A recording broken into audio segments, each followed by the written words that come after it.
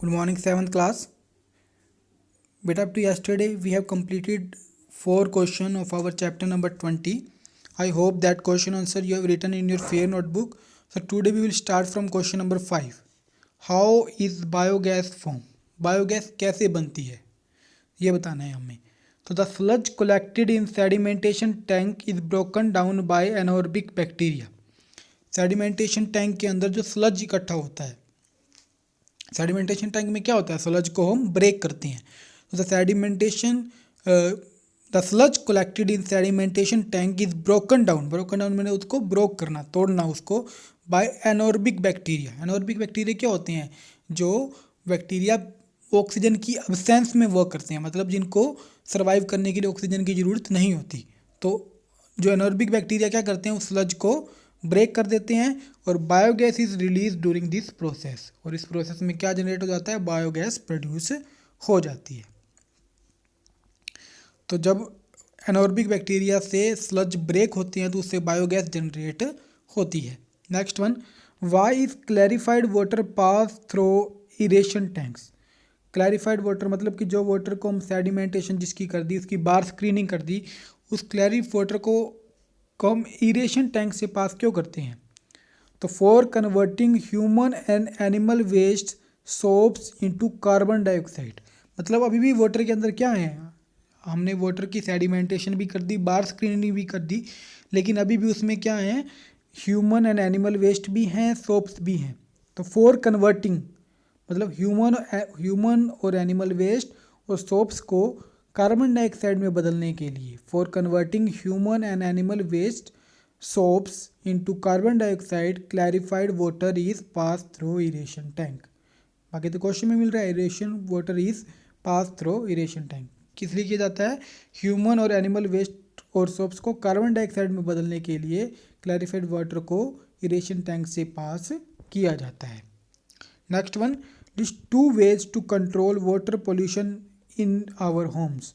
हमारे घरों में वाटर पोल्यूशन को कंट्रोल करने के लिए कौन कौन से हम तरीके अपनाएंगे?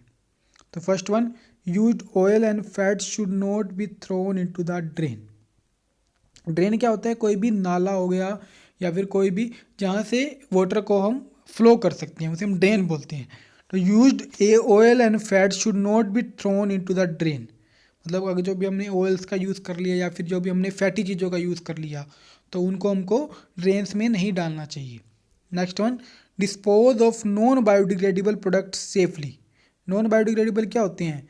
जिस वेस्ट को हम डिकम्पोज नहीं कर सकते. तो dispose of non biodegradable products safely. ये जो नॉन बायोडिग्रेडेबल वेस्ट होते हैं उनको हमें सेफली डिस्पोज करना चाहिए. Next one, how can we reduce water pollution at public places. Public places पे हम वाटर पोल्यूशन को कैसे कम कर सकते हैं? पब्लिक प्लेसेस क्या होते हैं? जैसे कि जो ये रोड्स वगैरह हैं, पार्क वगैरह, ये क्या है कि गवर्नमेंट के अंडर है, तो उसे हम क्या बोलते हैं? Public places. पब्लिक मतलब कि जो सभी यूज़ कर सकते हैं, सार्वजनिक चीज़ें जो होती हैं उन्हें हम पब्लिक प्लेसेस कहते हैं. तो उनके वहाँ पे वाटर पोल्यूशन को कैसे कम कर सकते हैं? पहला, do not throw plastic bags और any other material in rivers, lakes and any other water bodies. Do not throw plastic bags और any other material in rivers, lakes और any other water bodies.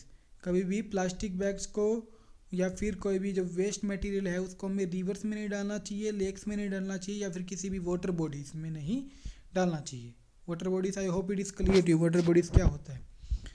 Lakes, rivers, ये सब क्या है? Water bodies. तो इनमें हमको वेस्ट मटेरियल को नहीं डालना चाहिए, प्लास्टिक बैग्स को, क्योंकि ये डिकम्पोज नहीं होती हैं, ये नॉन बायोडिग्रेडेबल वेस्ट है. Next one, dispose of water properly after fairs, weddings. मान लो कोई भी फेयर्स का ऑर्गेनाइज कर रहे हैं, हम कोई भी फेयर ऑर्गेनाइज कर रहे हैं या फिर कोई भी वेडिंग ऑर्गेनाइज कर रहे हैं, तो उनके बाद वेस्ट तो प्रोड्यूस होगा और इस वेस्ट को हमको पूरा डिस्पोज करना चाहिए, मतलब उसको ख़त्म करना चाहिए या फिर उसको ऐसी जगह पर रखना चाहिए कि वो वाटर के अंदर मिक्स न हो सकें. तो इस तरह से हम वाटर पोल्यूशन को बचा सकते हैं. तो homework of science, learn question 4th, 5th and 6th of chapter 16. Chapter 16 के आपने 4th, 5th और 6th क्वेश्चन को लर्न करना है.